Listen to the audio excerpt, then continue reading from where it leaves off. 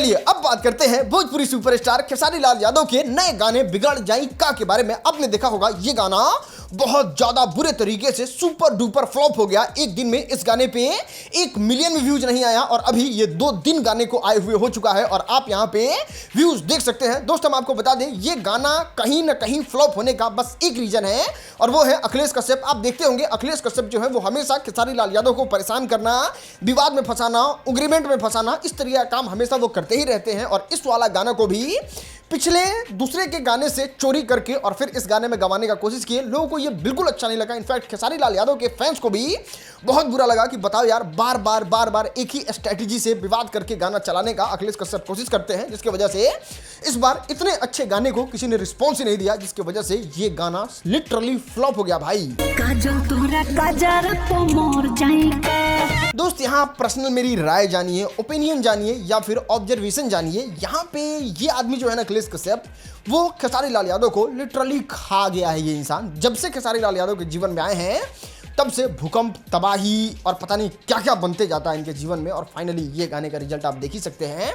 सच में शॉकिंग है, इतना माहौल बनाने के बाद भी इस तरीके का हालत। चलो अब हम आपको दिखाते हैं मनोज दे का स्टूडियो टूर, लेकिन उससे पहले हम आपको बताते हैं ये टोटल 8 साल के मेहनत के बाद मनोज दे ने इतना प्यारा, इतना बेहतरीन स्टूडियो बनवाया है, जिसमें वो बता रहे थे कि 2 साल तो इसको बनने में समय चला गया और पूरे 6 साल से वो पैसा जमा करके इतना भयानक स्टूडियो बनाए हैं, जिसमें आप साफ देख सकते हैं किस तरीके से इनका बैठने वाला जगह है, जहां पे सबसे बेस्ट बैकग्राउंड आएगा। इतना ही नहीं, बात करें पॉडकास्ट के बारे में तो ये कुछ इस तरीके से लोकेशन है जहां पे मनोज दे पॉडकास्ट करेंगे। बात करें ओवरऑल स्टूडियो के बारे में तो सच में बहुत ज्यादा कमाल का है। और स्टूडियो में सबसे बेस्ट पार्ट अगर कुछ लगा तो वो था एडिटिंग का सेटअप। माय गॉड, क्या बेहतरीन, क्या लग्जरी। आपको बता दें मनोज दे सबसे पहले शुरुआत किए थे अपने सीढ़ी पे से वीडियो बनाते हुए, फिर एक रूम में, जैसे अभी हम लोग एक छोटे से रूम में वीडियो बनाते हैं, फाइनली वो स्टूडियो तक पहुंच गए। मतलब ये चीज देख के अच्छा लगता है कि चलो एक मेहनत करने वाला इंसान इस तरीके की ऊंचाइयों पे पहुंच रहा है। अगर आपको भी अच्छा लगता है तो वीडियो को मेरे भी लाइक कीजिए, हम भी आपको इस तरीके का एक स्टूडियो का सेटअप दिखाएंगे बाद में आगे चल के। चलो दोस्त अब दूर करते हैं भोजपुरी फिल्म इंडस्ट्री का सबसे बड़ा कंफ्यूजन। और कंफ्यूजन ये है कि सुन्नी आगे का तो पवन सिंह जा रहे हैं कि खेसारी लाल यादव प्रोग्राम फेल कर दिए हैं, तो इनको तो बाद में पैसा देकर बुला लिया गया, खेसारी को डेट नहीं था इसलिए। खैर मामला क्या हुआ वो हम आपको बताते हैं, भोजपुरी में ये गॉसिप हो क्यों रहा है। देखो होता ये है, पवन सिंह अपने सोशल मीडिया पे ये वाला वीडियो जारी करते हैं जिसमें बताते हैं कि हम आ रहे हैं औरंगाबाद में। एक्चुअल वीडियो क्या होता है पहले तो वो देख लो। नमस्ते, प्रणाम आप सब भैया, चाचा, माता, बहन के।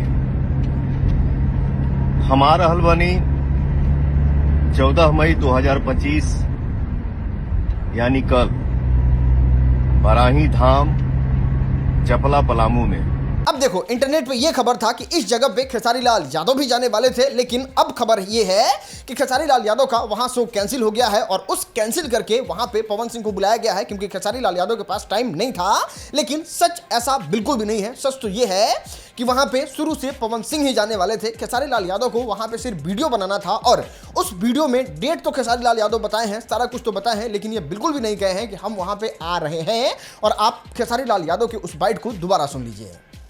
विश्व की सबसे ऊंची मां दुर्गा मंदिर और नवग्रह मंदिर के भूमि पूजन का कार्यक्रम दिनांक 14/5/2025 को है और ये जगह है बराही धाम हुसैनाबाद पलामू। बराही धाम हुसैनाबाद पलामू। आपको बता दें जैसे ही पवन सिंह वहां पहुंचे, पहुंचते ही सीधे उनके हाथ में माइक थमाया गया और माइक लेते इतना मस्त बात बोले कि सारे पवन सिंह के फैन तो खुश हो ही गए। आसपास के जितने लोग थे और जितने लोगों ने ये बात सुना सब लोग खुश हो गए। क्या कहा पवन सिंह ने आप खुद देख लो यार, पूरा पैसा डोनेट कर दिए। तो देशभक्ति गाना आप सबके बीच में पवन का आया है, पवन सिंह ऑफिशियल से मैं आप सबके बीच में यह ऐलान करता हूँ, ये देशभक्ति सॉन्ग का रेवेन्यू पवन सिंह ऑफिशियल से जितना भी आएगा, जो भी आएगा, मैं अपने देश के हम अपने देश के वीर सपूत जवान के आप सबके आशीर्वाद से समर्पित कर